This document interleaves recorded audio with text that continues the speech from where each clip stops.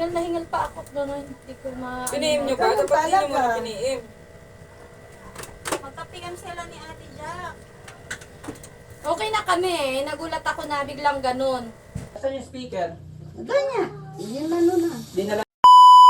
Hey guys! What's up? For today's video is ipaprank namin si Kuya na hinakot yung mga speaker, mga mixer, mga amplifier niya ng sister-in-law ko. Lumayos ng sister-in-law ko, tapos kunwari, hinakot na yung gamit niya.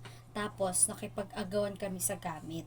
Then, tapos sabi niya kasi, papunta na sila this morning. And then, ang tagal, sabi niya nag-aalmusalan daw sila. So, ang tagal ilang, siguro oras na, wala pa rin. So, dahil bored ako, nakaisip ako ng, ng prank kay Kuya. For the first time, ipaprank ko si Kuya. Titingnan ko kung ano yung magiging reaction niya, guys. Tingnan natin. Medyo kabado.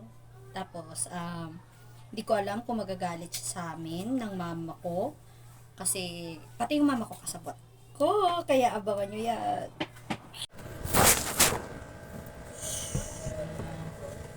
Grabe talaga. Okay, sir. Ayaw nila ibigay yung Puro speaker. perwisyo. Ayun, si James na ano. Kasama ka Nasuntok. ano Tingnan mo man. sa taas. Asan yung speaker? Ganyan. Yan ano na. Dinala nila? Oo. Hindi na bulik ko. Ano sa sakyan dala nila? Ha? Ano sa sakyan dala nila? Kanina pa yun. Hindi mo na maano yun. Kanina pa. Hindi namin nakita eh. Pero yung gamit nandyan na... Nahabol namin. Ano na? Nahabol namin. Nahabol namin. Nakuha na. Nag-agawan niya kaya nga nagsuntukan niya eh. Nahabol namin. Kailangan nasuntok si James eh. Kasi ang kaya sa mali. Tingnan mo na si James. Kung ano sila kailangan. Ang kakapal talaga ng mga mukha ng mga yun. Ano, okay ka lang? Nasa Hindi ko alam pakto eh. kung sino yun eh. Nagbihis nga lang ako. Nasa pakto eh. Halika kami. Akala ko mamayang gabi okay pa kayo kamo na. Akala Ipasok ka saan? pinapasakay ka lang niya. Kaya Pasok pasok kayo. na ako. Ay, pasok pa pala kayo? Ako may pasok ako. Buti nga nakamo eh. Nag-aagawang kami eh. Ginising niya kasi ako eh. Pumunta. Pumunta kayo. Dapat hindi nyo muna piniim. Magkapigan sila ni Ate Jack. Okay na kami eh. Nagulat ako na biglang ganun. Bit-bit ito yung kanina. Oh. Ano oras na dumating? Ay, hindi ko na naman, anong oras ba Ano yung yun? kanina? Naglilinis ako. Kasi naglinis ako dun sa baba eh. Yung CR nila. Tapos biglang dumating may kasama. Parang kasi lagi ko lang din yun eh, no? Ay, hindi, tangkat pala ito sa akin. Sino ba yung kasama Tangkat siya ng konti. Alam mo eh, nasa 35 na tayo. Kapatid niya? Tapos kung dito siya na eh. Oo, total nandito naman na kayo. Nandito naman na sila. Sabihin na natin. It's a prank! It's a prank!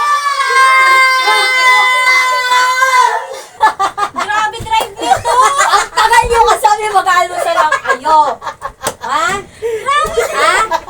Ayan guys, na-prank natin sila. Ano masasabi nyo? Grabe drive! Sorry kuya. Habulin. Sorry na.